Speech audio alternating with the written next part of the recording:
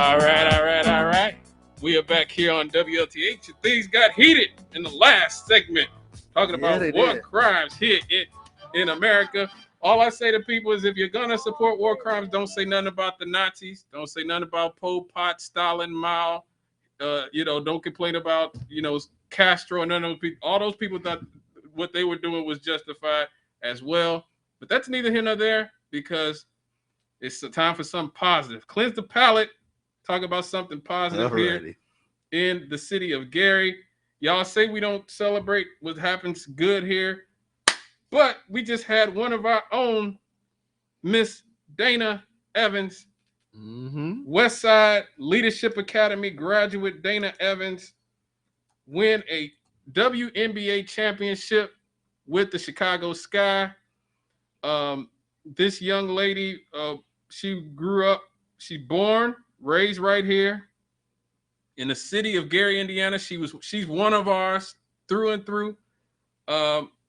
She said she didn't play basketball until the 4th grade, but she immediately excelled at it.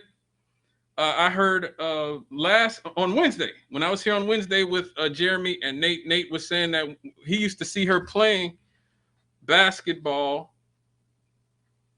all the time, shooting around, I guess, at the Hudson Campbell or wherever. And he said that she was making 3-pointers when she was a little bitty girl. And that's how he knew she was going to be a problem. And I'm just so proud of this young lady and playing right a few minutes away in Chicago.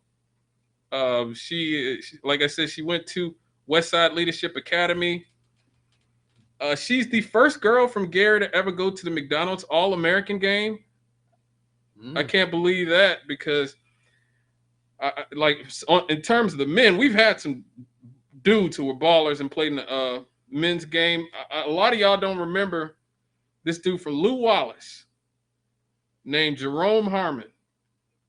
He came out, and I want to say 86, 87, 88, somewhere in that range, late 80s, because I was a very small child. My father had taped the McDonald's All-American game that he was a part of, and I used to watch it when I was a kid a lot. But yeah, Jerome Harmon went to Lew Wallace, one of the best players we ever produced here in the city of Gary. Tellis Frank, Glenn Big Dog Robinson, the best player I've ever seen, high school player I've ever seen live. I went to see him. Me and my father went to go see him when I was about 8 years old at EC Central when he's playing Simeon in Chicago, which is the school that Nick Anderson, Derrick Rose, Ben Wilson, I believe Jabari Parker, a lot of the great players from Chicago go to Simeon. And I'm telling you, Big Dog Robinson looked like a grown man playing against those Simeon kids. I want to say this was 91, 92, so I had to be about 8 years old at the time. But yes, but back to Miss Evans. She's just one of the latest in the ballers and great athletes that we produced here in the city of Gary. Went to Louisville. She was the ACC All-Fresh. She made the ACC All-Freshman team in 2018 in her sophomore year. She was named the ACC 6th Woman of the Year off the bench and eventually became the ACC Player of the Year, the first player in ACC history to go from winning the 6th Woman of the Year to the Player of the Year. She was also named the Conference Player of the Year earlier this year. Because what throws a lot of people off about the WNBA, Rev, is that, you go from playing college basketball in March and April to playing in the WNBA in like May or June. It's not like the NBA where the college, you have March Madness and the season ends in college in March and early April. I think early April is when they have the championship game. And then you don't play a game in the NBA until October or November.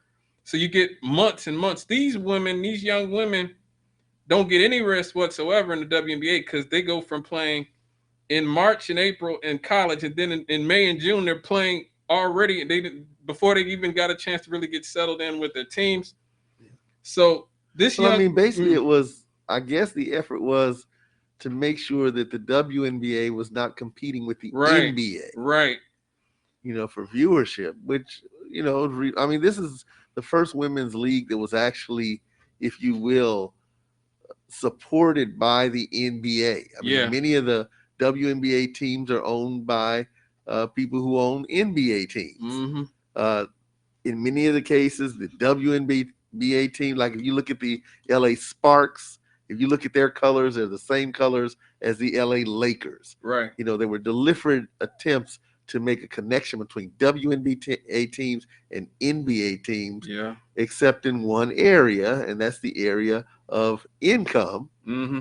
which is interesting because, again, WNBA players are playing for a league that is basically a spinoff of the NBA. Well, It it's welfare. operates under its umbrella. It's welfare. Like it's a league that is subsidized by the NBA. Like, and so I mean, I didn't tend to go here, but I'm glad you took it there because I see a lot of WNBA players and a lot of their supporters like, well, this is what they make and this is what Steph Curry makes. And I go, well, the WNBA has a $3 billion TV deal, or sorry, $4 billion deal with ESPN. That's why Steph Curry gets paid what he gets paid. Right. And because millions of people buy his shoes and his and all that other stuff. The WNBA, unfortunately, is in a they are, in my opinion, a victim of the gender wars in this country. Yeah. And we're probably going to talk about Chappelle a little bit later, the LGBT stuff, but yeah, the liberal, I'm looking forward. I've been trying to see his most recent project for a week now. He's not a comedian. Dave Chappelle's not. It's not funny because that's not what Dave Chappelle does anymore. Right. He's more like Dick Gregory, where it's like it's aha. Yeah. It's not ha ha. Ironic. It's aha. Yeah. And so but the WNBA, just like Dave Chappelle, is all a part of this culture where you have the feminist and the LGBT community trying to force certain things, certain narratives that the public in general aren't buying. Right. And I like the WNBA. Okay, I watch it fairly regularly. I root for the Chicago Sky half since they've existed. I was mad. I got to admit, I was wrong because I thought when they traded Elena Delle Donne that they would never win anything because I thought Elena Delle Donne had the potential to be a GOAT because she's like Larry Bird and Kevin Durant in a woman's body. She's a very talented woman. But Candace Parker came home. I thought she was past her prime, that she just coming home for a feel-good story. That's what I thought. She apparently not. She did not give a doggone about what I thought about her. And she came out and she came to kill, and she did in the playoffs, especially. Much respect to Candace Parker, who is a mother and a full-time basketball player at the same time. That's got to be hard. But in terms of the WNBA, the issue I think that they have is that they're part of the culture where they involve themselves in Black Lives Matter and everything that is progressive. They force the LGBT stuff. They do the whole lean-in stuff. But their argument is never watch the WNBA because this is the most entertaining product in the world. It's always these women are strong and they're good at basketball and they're on the right side of social issues. If you want little girls to go to school, if you want little girls to grow up and have dreams, then you'll watch the WNBA. And that's just not why people watch sports. I'm sorry. Right. That's not why people watch sports. Hold on, caller. People don't watch sport because, they feel like a good person because they watch this particular sport. People watch because they want to be entertained. Now, in terms of the WNBA, I've always felt like the WNBA, what they needed to do was say, look, we're not as athletic as the men, okay? That's just a fact. We can't do 360 dunks, okay? We're not going to be dunking from the free throw line, bro. Right. Like, they are not going to be doing any of that. But what they can say, they can make themselves, they can sell the personalities of the league as well. Right. The women who are personable, they can use things like reality TV. They can, connect them with celebrities. Like I've always said, I've never understood why they don't take like young female celebrities, give them free tickets to WNBA games, allow them to rub off on the players, the Kardashians, all those types of people. Got you. Because they try to guilt men into watching the WNBA. And that's a big problem, I think, when the women are the ones who are not watching it. Yeah. So they need to, their natural market ought to be women. Yeah. And they're not going after them. And instead they're blaming us. And you see them all the time. They lash out at us and say, why aren't you watching our league? Why aren't you lashing out at the women who are watching the Kardashians instead of watching your league? Okay. So I do think they need to use, like, and sports have always done this. There's no shame in it. You know, Michael Jordan wasn't just the greatest basketball player of all time. He was selling underwear to people.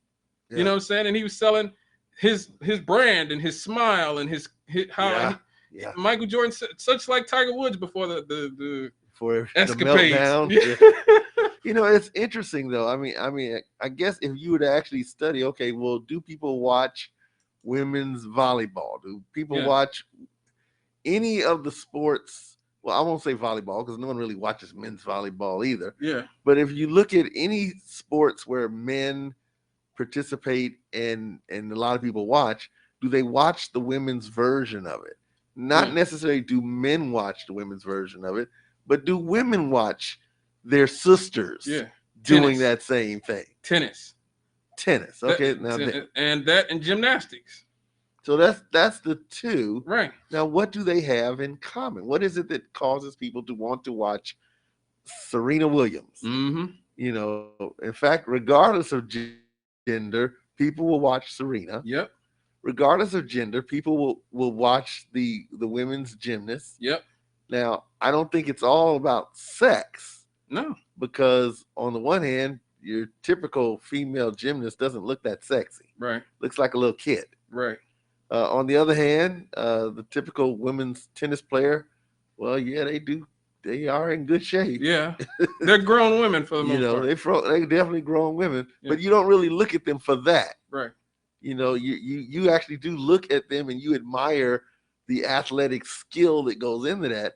And I think in one sense, for example, a woman tennis player doesn't look that much different from a man's tennis player in terms of what they can do.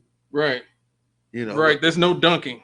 You know, there's no dunking in tennis. So whatever skill sets the male tennis players have, the women's tennis players have. Right.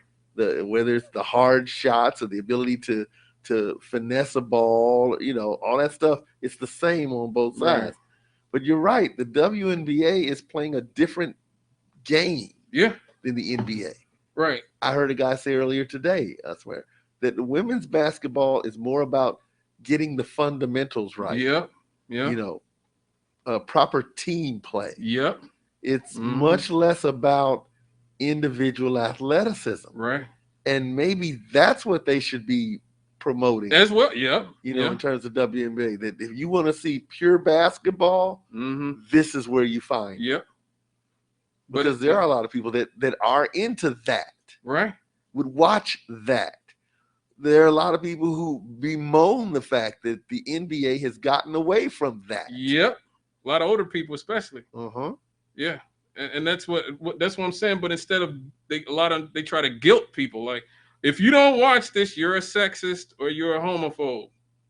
And like it just, you know, it's I want to see the WNBA succeed. I just think that the people who run it, because they know that they will never go out of business, they've lost $10 million at least $10 million every year they've been in business. So they've lost about $300 million of the NBA's money since it's been in business. It's never been a profitable league, but they're never going anywhere. So there's no interest in making the league, selling it better, because they know they're not going to go anywhere anyway.